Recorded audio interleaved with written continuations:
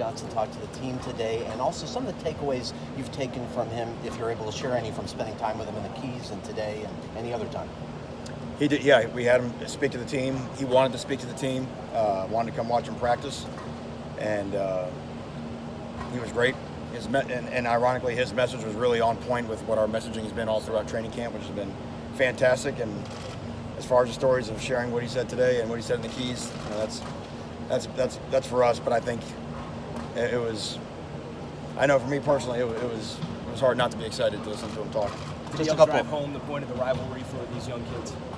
I'm sorry? Did he help drive home the point of this rivalry and magnitude? You know what I think he did is that he drove home the point of what it means to play for the Miami Hurricanes. You know, and how to prepare for games like this. As because I'm sure that they feel the same way. We're more concerned about us than them, and how to be mentally prepared for that type of setting. Beyond the players, what did that do for you? As a national champion and Super Bowl champion coach, talk to you as well. I mean, we're all like kids in a candy store. You know, I mean the guys won a national championship and 2 Super Bowls, and again the way he can recall stories, he shared a story, in the past, and we all ate it up.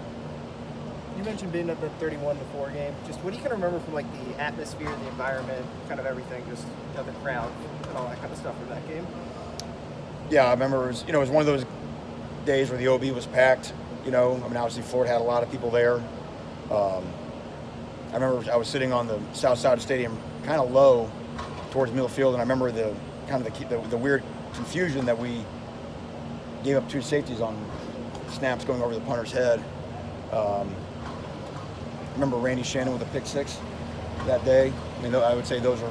I remember it was an early in the season. It was sunny out, hot, and the place was electric. Similar to Saturday. Yeah, some won't be out for the whole time, but yeah, it'll be electric. Manny, have you moved anyone to corner since Nigel Bethel left? And any last-minute switches of players to linebacker last couple of weeks? No, we're good. We've been rolling with who we have. And any backup QB resolution? Do you know who it is yet? We kind of wanted to go after today's practice and look at what Tate and Akosi did, and so we'll know tomorrow, Thursday practice, the 2 will get the most of the reps. You and Dan's history together, does that help give any insight into what this game might be? I know it's a lot of years down the road. Just knowing Dan over the years, right? His system. Oh, Mullen. We got a Dan too. Yes, obviously. Sorry about that, Mullen. Yeah. But that history, does that help give you any insight going into this game? The insight I have is that I know his team will be well prepared. I know they'll be in great condition. I know they'll play extremely hard. I know we're well prepared. I know we're very well conditioned. We need to go play very hard. They've got 13 games of last year's season, putting that on tape. This is game 1 for us, so we've got to be able to match their intensity, and then everything else has a chance to factor in. With these 2 type of defenses, very strong, do you envision this kind of being a gritty game as far as whoever dominates on the defensive side of the ball ends up walking out with a win? Well, each defense has to reestablish a 2019 version, right? You don't get credit for what you did a year ago, but I know there'll be a paramount on explosive plays, which will come down to tackling, assignment errors, things like that, and then field position. And the 2 things that dictate field position are special teams, which in openers are always of paramount importance, and turnovers, right? Because I think either of these offenses that can benefit from playing on a short field will have a massive advantage. Last year, this team went into similar big kickoff type game.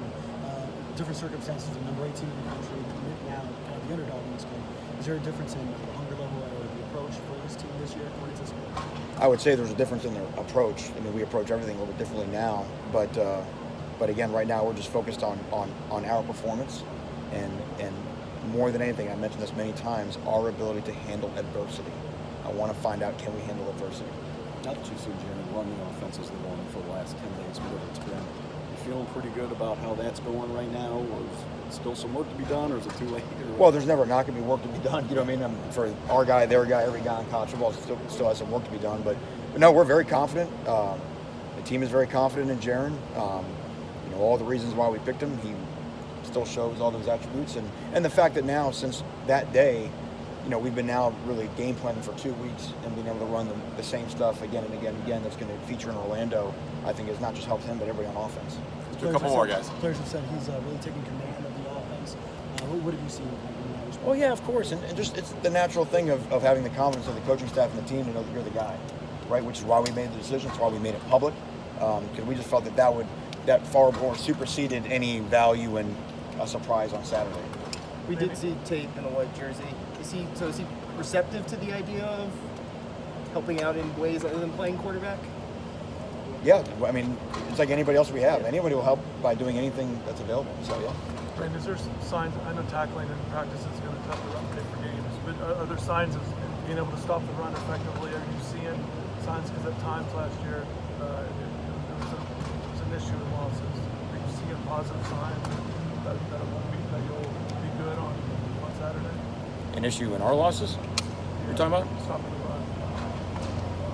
I mean, I can think about the Wisconsin game where we didn't really come to play, but I'm not really sure on from that. I mean, just the way by every metric, I'm not sure what metric you'd say we weren't a very good run defense a year ago. I mean, we were like top 10 and stuff like that in yards per attempt. I mean, obviously that's where our defense begins, with our run defense. I think the issue on opening games is going to be the tackling. They've got running backs that are very difficult to tackle, and you got to do a good job. You got to get a lot of hands to the ball to get these guys on the ground. Great. Thanks,